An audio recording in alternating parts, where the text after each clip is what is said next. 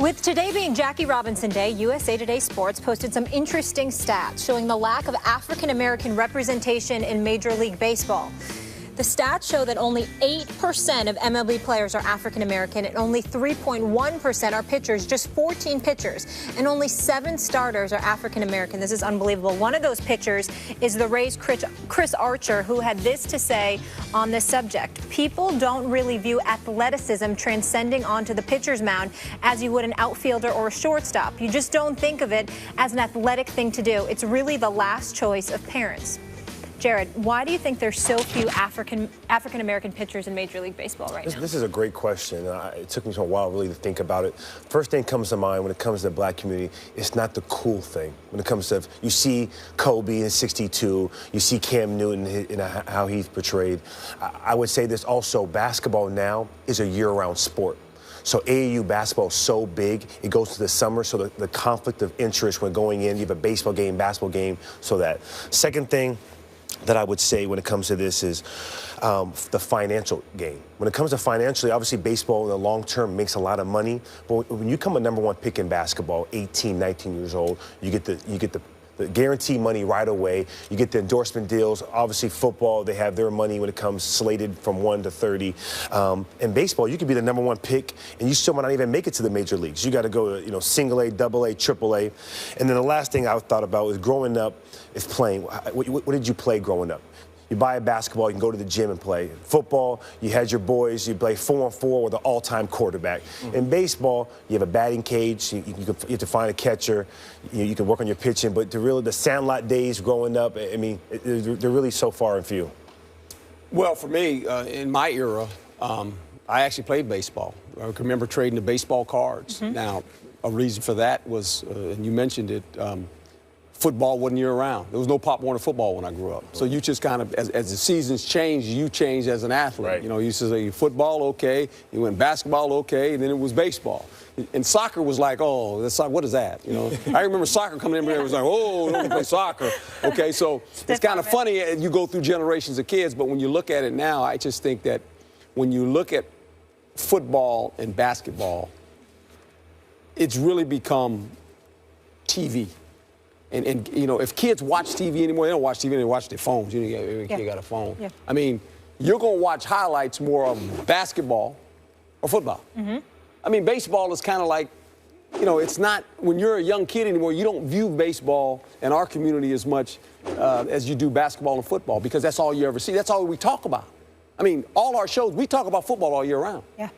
We really do. I mean, we talk about basketball. I mean, NFL is king, and then I would say NBA is. Yeah, and baseball is there, and I think baseball is exciting when it gets into the playoffs, into the World Series. And I think what happens with baseball, they play so many games that you don't have to keep up with it early. You can just kind of wait. Say, well, I'll wait for about 60 games go by, and then it gets interesting. But I just think it's just one of those deals where now kids grow up and it's a game that obviously it's not a fast-moving game by any stretch of the imagination. And we're in a world now, everything's instant. You want information. You want to see it. You want to see scoring. We're in that kind of world. So I just think that's how the generations have changed, in my opinion. Fascinating question. I've thought a lot about this for many years because I grew up in the golden age of the black baseball player. Yeah. My favorite baseball player growing up was Bob Gibson. And if you've never heard of him, Google him, please. Yeah, Google him. Just Google him. Bob Gibson. Bob Gibson was a dominating black pitcher for my St. Louis Cardinals that were my favorite team growing up. And there were lots of great black pitchers in the era. Ferguson Jenkins led to Dwight Gooden, obviously, Vida Blue. We can go on and on and on. But in those days, baseball was the national pastime. The NFL was just getting a foothold because college football was still a little bigger than the NFL was. It was just starting to come. And the NBA wasn't much at all. College basketball was much bigger than the NBA. So there was no dominating pro sport. Like the NBA felt like a minor sport when I was a kid, a minor sport. And now it's starting to rival the NFL in star power. And we tend to talk on this show NBA. We can do 365 days NBA on this show. Yes. And I'm happy with it. So to me, slowly but surely, it became clear to black kids, and I can't speak for them, but I've heard this, we've had this discussion dozens of times on the show, but to your cool point, it was much more fun to play basketball or football, just more fun. It's a faster game. It's easier to play with your friends because you don't need a lot of equipment. And baseball became apparent to most black kids is a hard road to stardom. It's a hard, long road. And if you get drafted #1 overall in baseball as a high school kid, nobody's going to know who you are, really, except your hometown and your home area will know who you are. But you're not celebrated the way we just celebrated Ezekiel Elliott. Right. We're not going to have you in to first take before your draft. We're not going to know who you are. Even if you go to college, we won't really know who you are. We might have seen you play in the College World Series, but we're not going to have you on first take. So then you're going to have to go to the minor leagues. And it might take you 4, 5, 6 years to get to stardom. Now, once you reach stardom, and may I throw this out? Oh, boy. David Price from my school, Vanderbilt University. Now, he went to college for 3 years. Then he got drafted and had immediate impact with a franchise in Tampa that needed immediate impact. But he was able to pitch in relief right away in the World Series. He was 23 years old by that point. He is making this year for the Boston Red Sox $30 million. That's beyond Kobe money. That's beyond any NBA money. That's way beyond any NFL money. $30 million. He's the second highest paid baseball player this year in the MLB to Clayton Kershaw, who's $32 million. Another pitcher, white pitcher, but who cares? You know, my point is, if you can pitch, you can pitch. Oh, yeah. And they are going to want you to pitch. You read the quote from David Archer. It took him a while.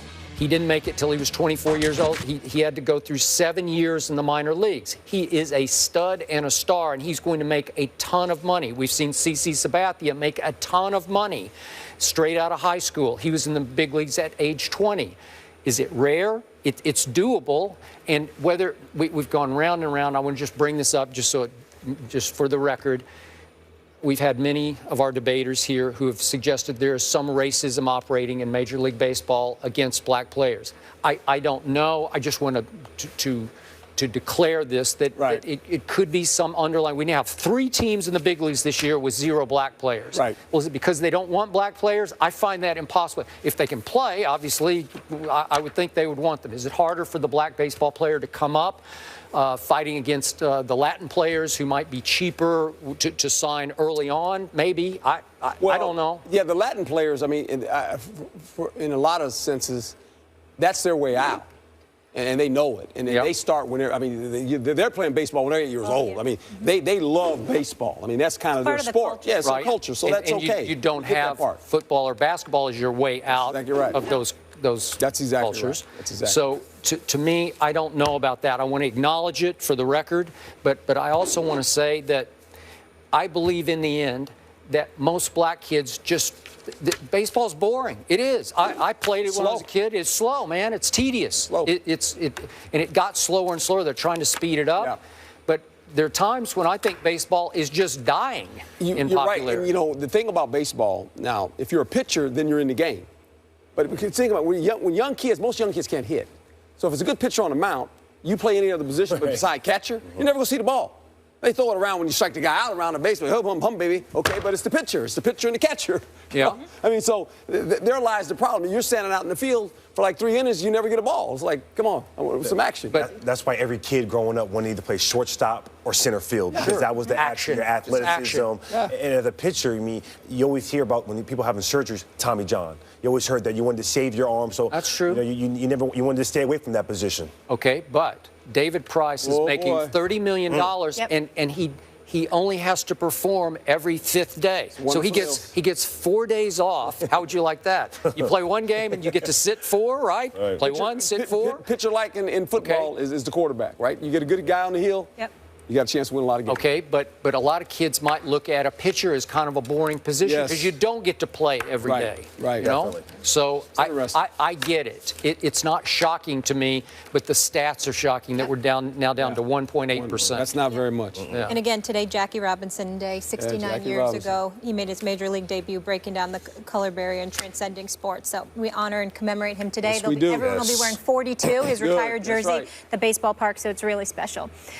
Up next, we switch gears. Since 1997, Skip and America's team has been the definition of mediocre. 152 and 152. What? How about that? That's rough. How about them Cowboys? Struggle is real. Herm, what's happening next year? We're going to get into this. Sorry, Skip.